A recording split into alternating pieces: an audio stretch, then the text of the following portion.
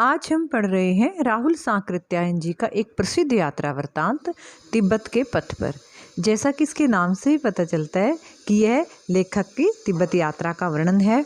लेखक बतलाता है कि उन्होंने 14 मई को अपनी यात्रा नेपाल के एक गांव से आरंभ की और इसमें उनके साथ 8 साथी थे, जिनमें एक तरुण तमंग नाम का युवक भी था।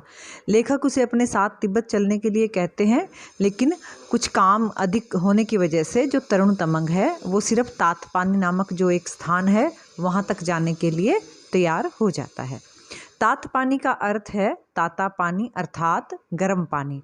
यहाँ पर प्राकृतिक रूप से गर्म पानी के कुछ चश्मे पाए जाते हैं, इसलिए इस जगह का नाम तातपानी रखा गया है। सुबह 8 बजते ही लेखक और उनके साथी सत्तू और कुछ खाने का सामान लेकर यात्रा के लिए निकल पड़े।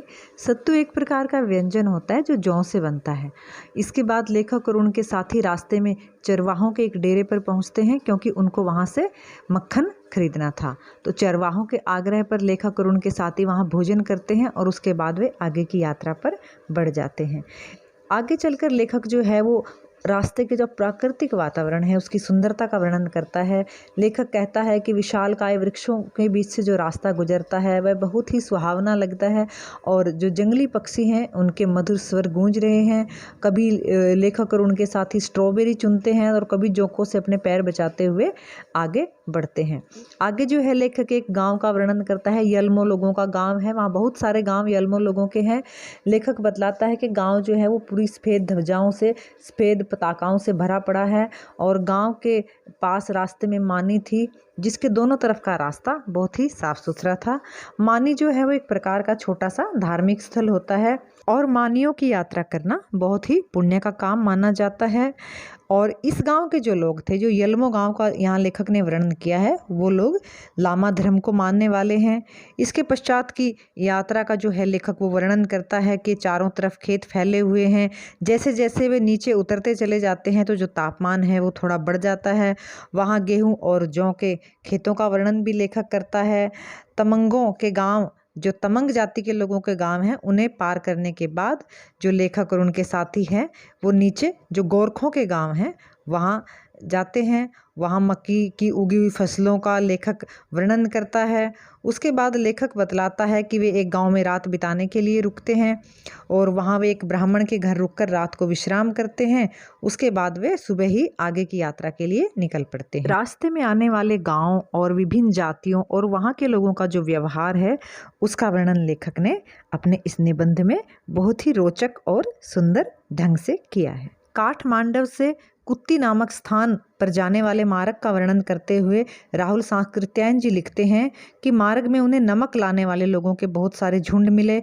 लोग मकई, चावल व अन्य सामानों के बदले नमक खरीदने के लिए कुत्ती नामक स्थान पर आते हैं और रास्ते में जो है उन्हें शरबों की बस्तियां मिली। ये भी एक प्रकार की जाति है वहाँ।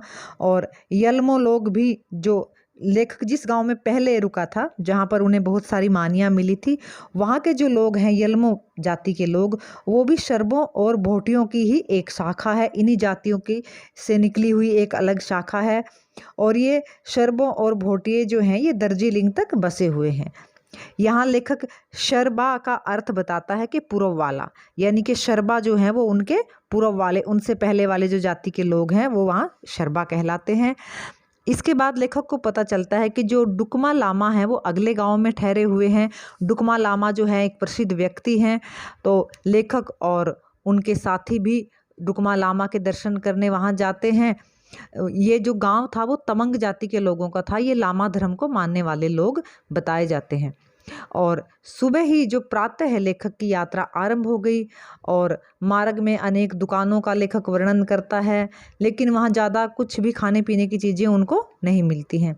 शाम तक वे तमंगों के एक बड़े गांव में पहुँचते हैं और वहाँ रात को रुककर सुबह ही वहाँ से आगे की यात्रा आरंभ करते हैं।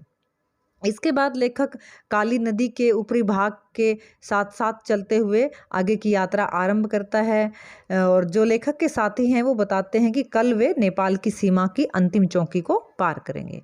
लेखक ने यात्रा के समय जो खान पान है उसके विषय में लिखा है कि जो डुकमा लामा है और उनके लिए भात बनता था और जो शेष लोग हैं वो सत्तू से ही काम चलाते थे।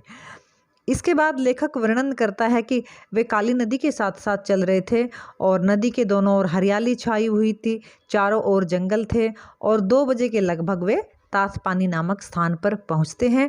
तातपानी वही स्थान है जहां पर जो लेखक का साथी तरुण तमंग है वहां तक आने के लिए वो हामी भरता है और इसके बाद वो वापस लौट जाएगा। तातपानी यानी कि ताता पानी अर्थात गर्म पानी, ये वो जगह थी जहां प्राकृतिक रूप से गर्म पानी निकलता है और इसीलिए इस जगह का नाम तातपानी रखा गया है। इस गांव में नेपाली चुंगी घर और डाकखाना था और चुंगी वालों के पूछने पर उन्होंने बताया कि वे तो तीर्थ यात्रा से आ रहे हैं। इस प्रकार उन्होंने चुंगी पार की, परंतु इससे ज़्यादा डर तो उन्हें आगे था क्योंकि आगे एक फौजी चौकी थी। लेखक जो है वो बहुत घबरा रहा था और कुछ ही देर में जो लामा थे वो भी उनके साथ आ गए, वो भी वहाँ पहुँच गए। सामने वाला जो पर्वत था वो बहुत ही विशालकाय था और रास्ता वहाँ लगभग बंद सा हो जाता था।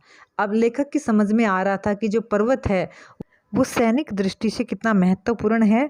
वो एक विशाल दीवार की तरह दुश्मनों से रक्षा के लिए किस तरह वहाँ पे एक प्राकृतिक रूप से पहरेदार की तरह खड़ा हुआ। ये सैन्य दृष्टि से एक महत्वपूर्ण जगह थी।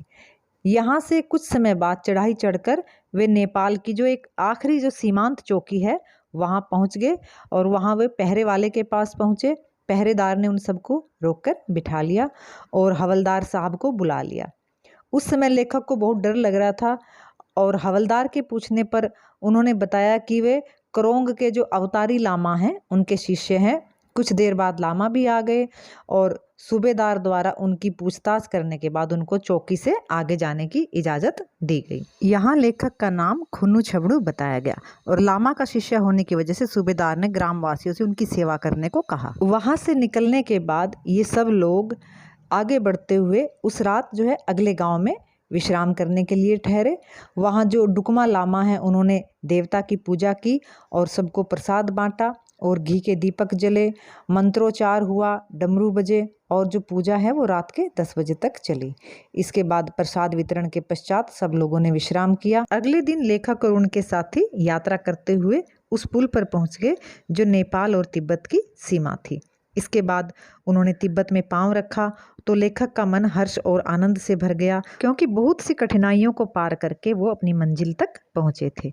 उस पर लेखक को ऐसा लगा कि जैसे उसने किसी बहुत बड़ी लड़ाई पर विजय प्राप्त की हो। 14 मई को नेपाल के एक गांव से लेखक ने यात्रा आरंभ की थी और अनेक कठिनाइयों और दुर्गम रास्तों को पार करते हुए 20 मई को तिब्बत की सीमा में पहुंचने पर उनकी यात्रा समाप्त हुई।